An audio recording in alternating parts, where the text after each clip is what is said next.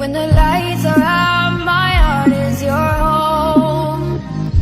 When the stars are crashing, your heart is mine. Olá, meu nome é Roseli Andriolo, eu sou professora, pedagoga, bióloga e terapeuta floral.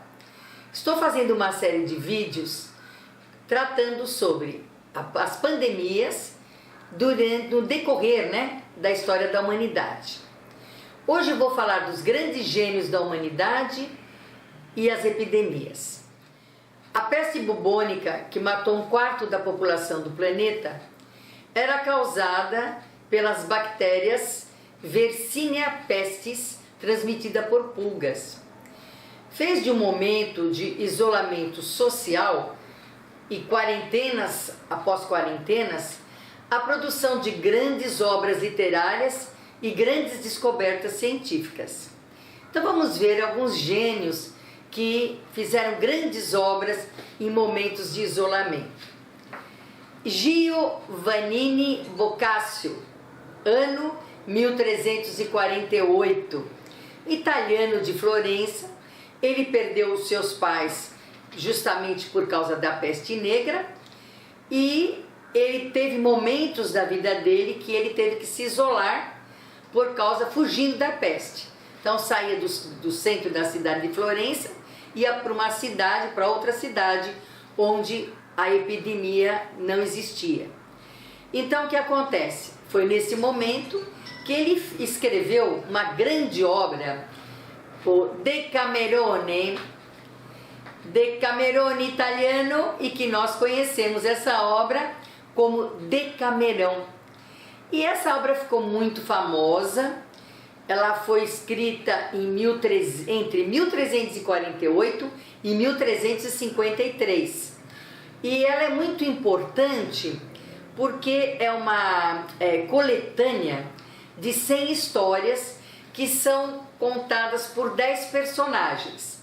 São 7 mulheres e 3 homens. Olha aí as mulheres, hein? Olha aí, achei importante, Ele está colocando as mulheres, vocês vão ver por quê. E esses jovens, eles estão fugindo da peste negra, causada pela pulga que eu falei para vocês, a Yersinia pestis. E se isolam para um lugar muito bonito, um lugar muito assim verde, com rio, e sentam esses jovens num círculo e tudo se passa ali. Eles não fazem nada, eles apenas conversam. Então, cá pra mim, cá pra nós, porquê que o Boccaccio resolveu colocar mulheres, que as mulheres falam mais, Isso daí é uma opinião minha, só brincadeira um pouquinho, Pra gente descontrair. Então, ele escreveu, de 1348 a 1353, 100 contos, 100 histórias, e nessas 100 histórias ele vai retratar todo esse momento do que foi a peste bubônica na Itália, lá em Florença. Então, esses jovens conversam, e nessa conversa eles ficam falando muito, porque são jovens, sobre a vida e sobre a morte, a importância da vida e a destruição que essa morte poderia causar naquela juventude e naquela população. Um gênio da ciência, Isaac Newton, inglês, nasceu em 1642, e esse gênio, ele não se destacou na escola, na sua infância, na sua juventude. Ele era um rapaz assim muito tímido, muito modesto, não se destacava na escola normal, Devido até a sua timidez, a sua humildade, quando a gente lê, a gente percebe que esse foi o motivo. Isso acontece, com os nossos alunos também. Às vezes eles não se destacam tanto e nós temos que ter um olhar de atenção também para eles, porque às vezes nós estamos não identificando os nossos grandes gênios. Mas voltando lá, ele se formou em Londres, na Inglaterra, na Universidade de Cambridge. Ele tinha uma família que tinha condições e ele era muito dedicado aos estudos. Estudou física, matemática, alquimia, que antigamente não era química, era alquimia, filosofia, astronomia, astrologia e teologia. E teve uma vida de grandes descobertas. E eu queria chamar a atenção nesse ponto de todos esses gênios que eu venho citando nos vídeos, que eles davam muita importância ao estudo das ciências humanas, que enriquece muito. Eles conheciam muito sobre história, sobre geografia, sobre astronomia, teologia. Olha, teologia dentro do próprio currículo, é muito questionador isso. E hoje a gente vê o desprezo que existe para as ciências humanas, não estão dando o valor devido, né? Voltando, mas em 1665 houve uma grande epidemia de peste bubônica em Londres. Então aquela peste que eu falei para vocês, causada por pulgas e uma infestação de ratos que existia na cidade. Então, pela má condição de higiene da população, né, dos esgotos, enfim, o problema de higiene é fundamental para combater as pestes, né? E Londres teve que tudo fechar. Então se fechou os comércios de Londres, os teatros e a Universidade de Cambridge. Então o que acontece? O Newton, ele tinha até condições e ele tinha a família dele tinha uma chácara, uma fazenda. Eu acho que era mais uma coisa, não chega a ser fazenda, mas um local assim mais rural. E ele foi para lá para passar esse período. Ele ficou lá de mais ou menos um ano, de 1665 a 1666. Chegou lá naquela região e se instalou na sua mansão. Quando ele voltou, depois desse um ano, seus professores disseram que Newton teve um annus mirabilis, ou um ano de maravilhas, porque lá ele fez o teorema binomial, as leis da ótica e a famosa teoria da gravidade. A teoria da gravidade é aquela, né, que a gente viu muito assim em fotos, aquela ideia que o Newton sentado debaixo de uma árvore e bumba, cai uma maçã de sua cabeça, né? Então essa teoria. Mas na verdade, nas pesquisas não foi bem assim. Não caiu nenhuma maçã na cabeça do Newton. Ele observou a maçã cair. Então possivelmente, como ele estava numa área, né, que tinha frutas, uma área rural, ele observou a macieira e viu a maçã cair. E de lá ele ficou pensando, né? Uma força está puxando a maçã para o chão. E que essa mesma força poderia estar puxando a lua para a terra, o que a impediria que ela caísse. Estudando as obras de Galileu e Kepler, depois de alguns anos, ele formulou a lei da gravidade. Só queria um parênteses aqui por causa do Galileu. O Galileu Galilei, ele sofreu muita pressão na época, esses estudiosos todos de astronomia, porque ele falou que a Terra não era o centro do universo, mas era o Sol o centro do universo. E ele teve que negar isso, porque senão ele ia ser morto, certo? Isso me faz lembrar o quê? A Terra plana.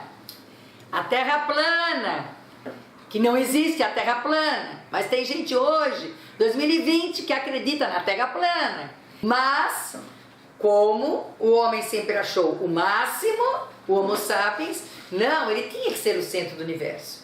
Que isso, Galileu? Então ele sofreu grandes penas. Depois, claro, se descobriu que realmente os planetas redondos giram em torno do Sol. Né? Não é possível ter todos os planetas redondos e a Terra ser plana. Pense nisso, tá? Então, o que acontece? O Isaac Newton, ele foi fazendo essas observações pela maçã que caía, estudou Galileu, estudou Kepler e fez a sua teoria da gravidade. Então ele colocou que a queda de um objeto ou de uma maçã, ela é proporcional à força gravitacional. Essa velocidade diminui com o aumento da distância entre o objeto e a Terra. Esse homem foi um gênio, ele fez tanta coisa pela ciência, né? Pela matemática moderna, pela astronomia, enfim. E ele acabou morrendo no dia 20 de março de 1726, aos 84 anos. Morreu de velhice, morreu, falência dos órgãos. E ele enfrentou em todo o seu tempo de vida, esses seus 84 anos, várias epidemias e várias quarentenas. Isso prova que o isolamento é necessário e salva vidas, né? Ele enfrentou esses picos de epidemia e ele conseguiu construir toda essa ciência. Lembrando, essa peste bubônica em Londres levou 1/4 da população. Quero falar agora de um autor russo que pouco a gente fala, né, desses autores de outros países, nós desconhecemos toda essa literatura, que é o Alexander Pushkin. Não sei se estou falando direito, correto, né, a pronúncia? Ele é de 1830, ele é um escritor russo, o maior poeta russo daquela época. E ele foi o criador da moderna novela russa. Ele escreveu incríveis livros, contos e novelas. Ele era muito querido na época. E ele foi assim um aluno brilhante e um adolescente muito ativo. E ele era um ativista. Ele morava em Moscou e ele participava de movimentos contra o governo na época, brigava mesmo e foi muito perseguido. E para não ser preso, ele saiu de Moscou um tempo. Depois ele retorna a Moscou e dá de encontro à peste, né? A uma peste que estava acontecendo naquele momento e ele precisou se isolar. Só que ele conheceu uma mulher que ele se apaixonou profundamente. Um romântico, já escrevia novelas, né? Então o que acontece? Ele conhece a linda Natália e ele, em meio àquela peste que estava acontecendo, eles se casaram. Então o casamento dele foi dentro de uma peste. E eles fugiram de lá, de Moscou, e ficaram morando numa outra cidade que a peste não estava acontecendo, né? Se isolaram.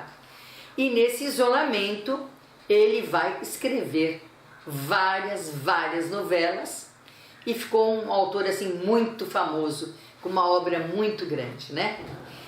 E veja bem, cada isolamento que ele passava, porque ele passou por vários, ele voltava a Moscou, ficava um tempo, acontecia uma outra epidemia, ele voltava, ele fez uma obra de arte assim que ficou até hoje, né, na história. Só que infelizmente, como um autor de novelas romântico e que amava muito, ele acabou morrendo num duelo aos 37 anos por causa da linda Natália. O que eu pesquisei é que eu não sei exatamente se alguém se engraçou só com a Natália ou se realmente aconteceu alguma coisa com um militar, não sei se era general da época. E ele, como ele era um cara já de sangue quente, chamou essa pessoa para um duelo, levou um tiro e morreu. E deixou aí essa grande obra, né? Essa gripe que aconteceu em 1830, lá na Rússia, chegou ao Brasil em 1889. E ela era causada por um vírus, chegou no Rio de Janeiro, onde matou milhões de pessoas. Esse vírus era um tipo do influenza A de hoje, tá? Então, esse tão desconhecido não é desconhecido pela ciência. Apenas não se fala, não se investe em saúde, porque os vírus estão aí há séculos. E aí acontece o que aconteceu agora, né? E para concluirmos, a quarentena ela representa assim um grande desafio para milhões de pessoas, independente da idade, do sexo e da condição social, né? O importante é que você saiba que você não está sozinho e que saiba também que tudo isso já aconteceu com muitas pessoas e que essas pessoas se isolaram, trabalharam, produziram e conseguiram sobreviver a uma pandemia. Ela passa, né? E hoje você tem condição de estar falando com seus familiares pela internet. Você tem não é dando todas as pessoas. Isso também eu quero depois falar num outro vídeo. Mas a maioria, realmente para quem eu estou falando, tem amparo, né? Está fazendo cursos, tem uma boa moradia, tem alimentação de alguma forma ou de outra. E não é para se desesperar, né? Se comuniquem com seus entes queridos, tentem aproveitar esse tempo, né? E principalmente essa nossa capacidade de resiliência, essa capacidade do ser humano transmitir e superar as coisas para o seu enriquecimento pessoal. Porque, veja bem, nós tivemos, principalmente nós que envelhecemos, né, os idosos, que é o meu grupo de idoso, quanta coisa nós não passamos e tivemos que superar, né? Quantas perdas, então eu tenho que superar uma perda. Então, a perda do pai, é a perda da mãe, é a perda de um irmão, às vezes de um filho. Então, como é que isso... Nós temos que reagir a tudo isso. Então, é esse momento que nós precisamos aproveitar bem o nosso tempo, reagir e acreditar que tudo passa. Nós temos que desafiar a nós mesmos, né? E vamos com certeza sair dessa mais fortes e seguros. Muito obrigada a todos. Então pediria, se você gostou, curta, compartilhe, vai lá no sininho, blém, blém, blém, blém, blém, que assim eu vou mandando os meus vídeos. E eu tenho uma surpresa muito agradável nesse próximo vídeo. Faço muita questão que vocês assistam, porque eu estou fazendo assim com muito carinho, tá? Até mais, meus amigos. Namastê!